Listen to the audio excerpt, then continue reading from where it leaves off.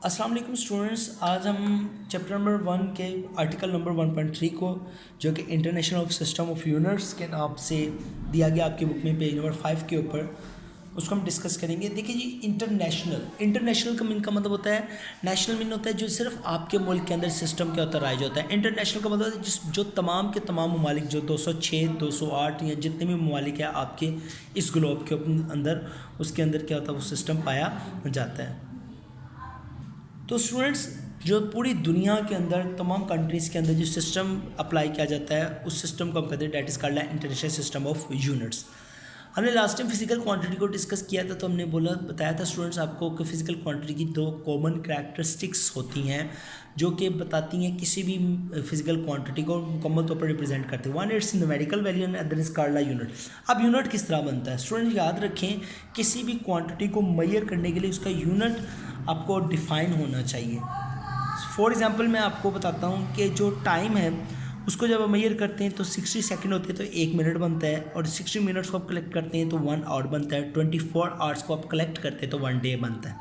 It's mean by that कि हमने 60 seconds को पहले हम जोड़ेंगे तो हमारे पास 1 मिनट बनेगा ना, देन हम 60 मिनट्स को जोड़ेंगे तो हमारे पास 1 आवर बनेगा। तो इसका मतलब हमारे पास सबसे पहले एक यूनिट होना चाहिए जिसको हम एक ख़ास पैरामीटर के ऊपर एक ख़ास क्वांटिटी में कलेक्ट करेंगे, तो हमारे पास अगली क्वांटिटी यानी कि उसका मेगा यूनिट हमारे पास आ जाएगा। मसलन सेकंड सबसे छोटा यूनिट है, सेकंड को कलेक्ट करेंगे तो हमारे पास मिनट्स आ जाएंगे, मिनट्स को कलेक्ट करेंगे हमारे पास आवर्स आ जाएंगे, आवर्स को कलेक्ट करेंगे हमारे पास क्या आ जाएंगे, डेज आ जाएंगे, डेज को कलेक्ट करेंगे हमारे पास क्या आ जाएंगे, वीक आ जाएंगे, वीक को कलेक्ट करेंगे तो month, month converting to the years, year converting to the centuries. तो कहता है once a standard is set for a quantity then it can be express in the term that the standard quantity, this standard quantity is called a unit. For example देखिए ना, 1 kilogram आपके एक चीज़ तोल ली है, अगर आपको वही चीज़ क्या मेजर कर ली है, वही चीज़ आपने 4 kg लेनी है, तो आप उस तरह के 4 क्या करेंगे, जो वेट है वो एक तरफ रखेंगे और मासेस जो उनसे एक तरफ, और दूसरी तरफ 4 kg को क्या कर लेंगे, मेजर कर लेंगे। याद रखें स्टूडेंट्स, एक ख़ास टाइम तक आप जानते हैं कि जो दुनिया के अंदर सिस्टम राइज था that is called border trade system. उनको कहते हैं हम बॉर्डर ट्रेड सिस्टम, कहते हैं चीज़ें देते थे चीज़ें लेते थे। उसके बाद क्या हो गया, आपके सिक्के चलना शुरू हो गए, कॉइन्स चलना शुरू हो गया, हर चीज़ यानी कि हर एक समझ लें एक रियासत ने एक सब कॉन्टिनेंट के अंदर या आप किसी डिफरेंट कॉन्टिनेंट्स के अंदर डिफरेंट क्या होते हैं एज अ करेंसीज यूज़ होना शुरू हो गई। लेकिन हर जगह के ऊपर चीज़ों को मैयर एक तरह से नहीं किया जाता, जैसे करेंसी सेम नहीं थी वैसे तरह मेजरमेंट्स भी सेम नहीं थी। तो तमाम दुनिया को, तमाम ममालिक को, all the countries under a one platform of the units that is called the international system of units. ठीक है जी। डेवलपमेंट ऑफ साइंस जैसे जैसे होती गई उसी तरह ही दुनिया को ज़रूरत भी महसूस हुई that need to for a commonly acceptable system of unit. For example यहाँ से एशिया से जो 1 किलोग्राम वाली चीज़ जा रही थी, तो इस एशिया का 1 किलोग्राम और यूरोप का 1 किलोग्राम दोनों का एक होना ज़रूरी था। That's we need the generation or our countries need one system that is called a system international। ठीक है जी। तो हैंस जो आपकी जो एक्सचेंजिंग होना शुरू हो गई, तो वो सेम यूनिट्स के अंदर उन्होंने क्या किया, बनाने के लिए एक 11th general conference on the weight and the measurements held in the Paris 1960 adopted a world wide based system of the measurements. It is called the international system of units.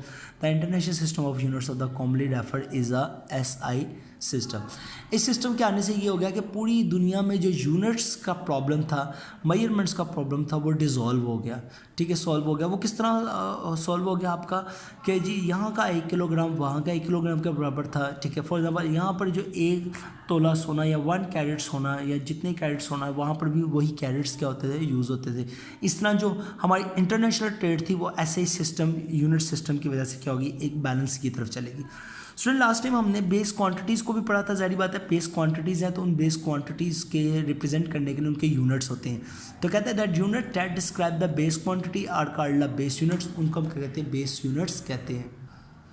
Students, base quantities और उसके ऐसे units और उसके symbols हमें दिए हैं। देखिए जी, यहाँ पर नेम लिखा हुआ है आपके पास क्वांटिटी का। ठीक है, क्वांटिटी का नेम है, साथ उसका सिंबल है। उसके बाद यूनिट है, यूनिट का नेम है, उसका सिंबल है। स्टूडेंट याद रखें, अब हमने यूनिट के लिए सिंबल्स ही लिखेंगे और क्वांटिटी की भी सिंबल्स ही लिखेंगे। मसलन लेंथ है, उसको हम एल से, स्मॉल एल से रिप्रेजेंट करेंगे, ठीक है। तो जो क्वांटिटी नेम है that is L symbol, that symbol is L, और यूनिट का नेम है मीटर, उसको स्मॉल एम से रिप्रेजेंट करेंगे यूनिट को। मसलन अक्सर आपने देखा होगा 4 मीटर तो 4 एम लिखा होता है। दूसरा हमारे पास जो क्वांटिटी है मास है, उसको हम स्मॉल एम से रिप्रेजेंट करेंगे, उसका यूनिट है किलोग्राम, उसको हम केजी कहते हैं।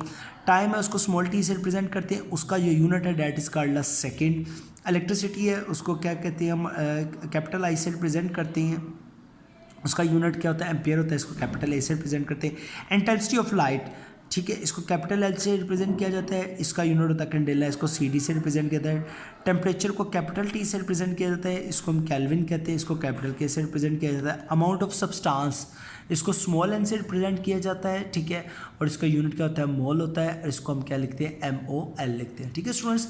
ये सबसे इंपॉर्टेंट टेबल है आपका, ये 7 बेस यूनिट्स हैं, उनके बेस क्वांटिटीज़ हैं, आगे उनके यूनिट्स हैं।